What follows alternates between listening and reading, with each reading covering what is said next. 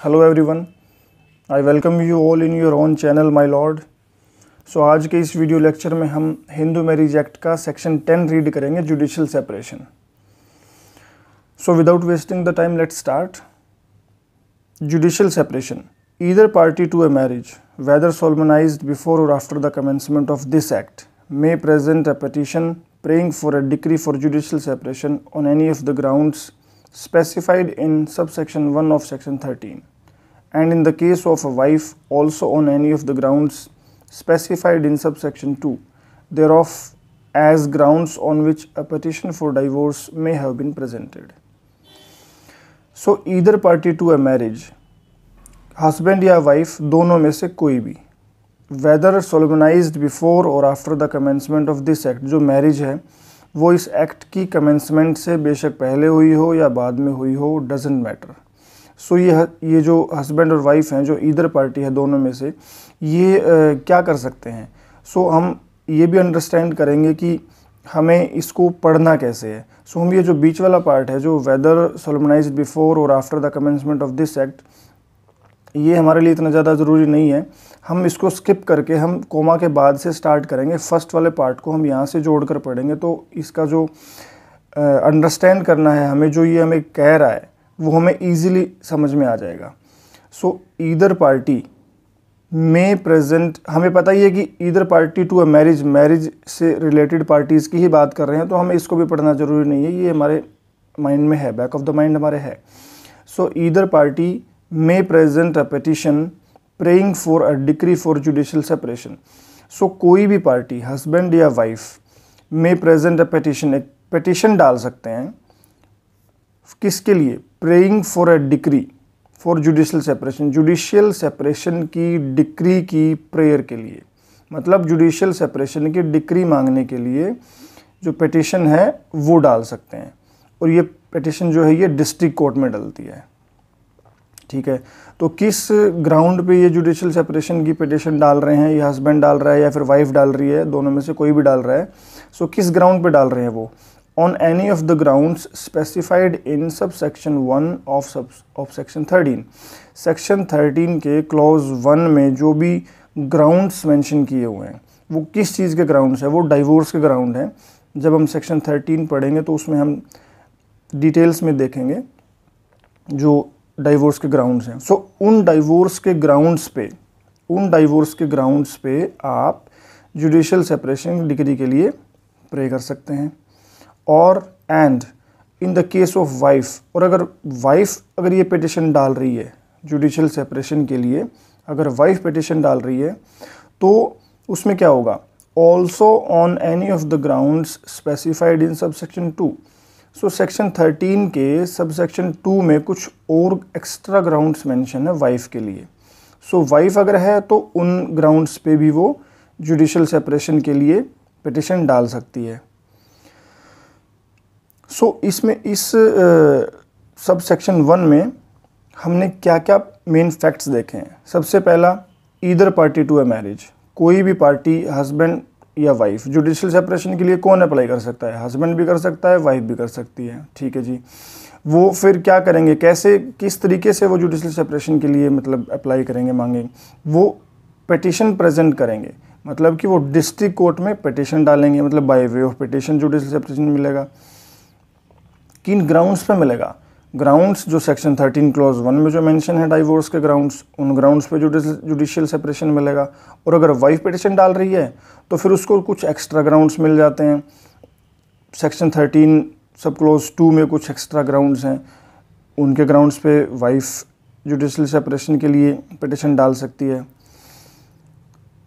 सो हम sub clause 2 देखते हैं। Where a decree for judicial separation has been passed, it shall no longer be obligatory for the petitioner to cohabit with the respondent.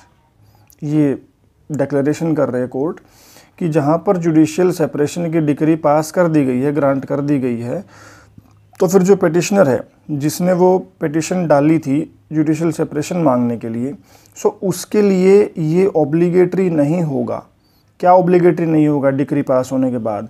जो respondent है जिसके खिलाफ उसने वो जुडिशियल सेपरेशन की डिक्री हासिल की है, ऑब्टेन करी है, तो उसके साथ कोहैबिट करना ऑब्लिगेटरी नहीं होगा उसके लिए। मतलब अब उसका उसके साथ रहना कोई भी कंपल्शन नहीं है, कोई ऑब्लिगेशन नहीं है।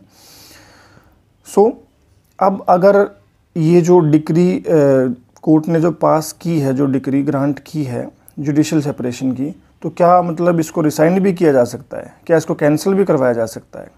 तो कोर्ट कहता है नेक्स्ट पार्ट में, बट द कोर्ट में, तो कोर्ट की मर्जी है, कोर्ट कर सकते हैं। The court may on the application by petition of either party, so दोनों में से कोई भी party, and on being satisfied of the truth of the statements made in such petition resign the decree if it considers it just and reasonable to do so। तो court की मर्जी है, court may on the application by petition of either party, कोई भी party application डाल के, application by way of petition डालेगी, मतलब हम पिटिशन बोलते हैं, कोई भी पार्टी पिटिशन डाल के ये जो डिक्री है जुडिशियल सेपरेशन की उसको रिसाइंड करवा सकती हैं। लेकिन कंडीशन क्या है? कंडीशन ये है कि कोर्ट है जो आपने पिटिशन में जो स्टेटमेंट्स दी हैं, उन स्टेटमेंट्स की ट्रूथ से अगर कोर्ट सेटिस्फाइड है, और अगर कोर्ट को लगता है कि ये जस्ट और रीज़नेबल है ऐसा करना, मतलब जुडिशियल सेपरेशन की जो डिक्री है उसको रिसाइंड करना, टू डू सो, उसको रिसाइंड करना जस्ट एंड रीज़नेबल है, तो कोर्ट क्या करेगा? तो कोर्ट की मर्जी है, तो कोर्ट में रिसाइन द डिक्री, कोर्ट जो डिक्री है उसको रिसाइन कर सकता है। तो जो हस्बैंड है जिसने मान लो अगर जुडिशियल सेपरेशन की डिक्री के लिए पिटिशन डाली थी, जिसने जुडिशियल सेपरेशन की जो डिक्री है वो ऑब्टेन की है रेस्पोंडेंट के ख़िलाफ़, वाइफ के ख़िलाफ़, तो वो भी कैंसिलेशन के लिए डाल सकता है कि अब हमारा रिकन्सिलिएशन हो गया है और मुझे ये डिक्री जो है वो कैंसिल करवानी है। और जो रेस्पोंडेंट जो वाइफ है वो भी नहीं चाहती कि ये जुडिशियल सेपरेशन की जो डिक्री है ये और ज़्यादा चले, तो वो भी, वाइफ भी इस जुडिशियल सेपरेशन की डिक्री को रिसाइन करवाने के लिए कोर्ट में पिटिशन डाल सकते हैं। सो इस सेक्शन से रिलेटेड एक और बात मैं बताता हूँ आपको कि जुडिशियल सेपरेशन की डिक्री लेकर ही अलग रहना ज़रूरी थोड़ा होता है। अगर आपको अलग रहना है तो अलग तो आप विदाउट जुडिशियल सेपरेशन की डिक्री के भी रह सकते हो, कौन मना कर रहा है आपको? ये डिक्री क्या मतलब है ये डिक्री लेने का, जुडिशियल सेपरेशन की डिक्री लेने का? मतलब अगर मेंटेनेंस चाहिए तो मेंटेनेंस तो आप वैसे भी अलग रह के सेक्शन 125 CRPC में मांग सकते हो। तो जुडिशियल सेपरेशन की डिक्री किस लिए?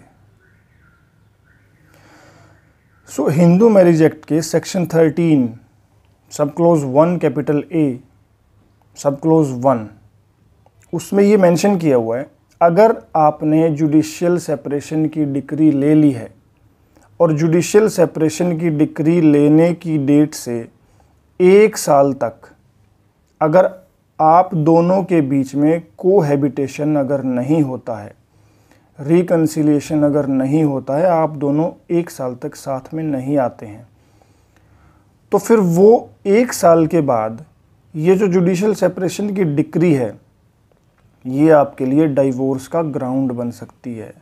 आप सिर्फ इसी के ग्राउंड पे जुडिशियल सेपरेशन की डिक्री मेरे पास है और 1 साल से ज़्यादा हो गया है, हमारे बीच कोहैबिटेशन नहीं हुआ है, सो हम वो उस डिक्री के बेस पर वो डाइवोर्स अप्लाई कर सकता है। मतलब आपके पास अब सेक्शन 13 सब क्लोज 1 में जो ग्राउंड्स हैं उनके साथ साथ आपके पास एक और ग्राउंड है डाइवोर्स लेने का, क्योंकि सेक्शन 13 क्लॉज 1 में जो डाइवोर्स के ग्राउंड्स जो मेंशन कर रखे हैं उन ग्राउंड्स में डायरेक्टली अगर आप डाइवोर्स के लिए अप्लाई करते हो तो कुछ फैक्ट्स आपको प्रूव करना मुश्किल हो जाता है, जैसे क्रूएलिटी है, और कोर्ट भी इजीली डाइवोर्स ग्रांट वहाँ पे नहीं करते हैं। सो जुडिशियल सेपरेशन हो सकता है कोर्ट थोड़ा सा कंपैरेटिवली ईजिली ग्रांट कर दें कोर्ट। तो जुडिशियल सेपरेशन की डिक्री ग्रांट होने के बाद और 1 साल तक अगर कोहैबिटेशन नहीं होता है, रिकन्सिलिएशन नहीं होता है, तो ये जो जुडिशियल सेपरेशन है ये डाइवोर्स का ग्राउंड बन जाता है। सो ये सेक्शन 13 सब क्लोज 1A है जो हिंदू मैरिज एक्ट का, इसको इर्रिट्रीवेबल ब्रेकडाउन ऑफ मैरिज का कंसेप्ट भी बोलते हैं। सो इर्रिट्रीवेबल ब्रेकडाउन ऑफ मैरिज का कंसेप्ट कहाँ दिया हुआ है? वो सेक्शन 13 सब क्लोज 1 कैपिटल A में दिया हुआ है।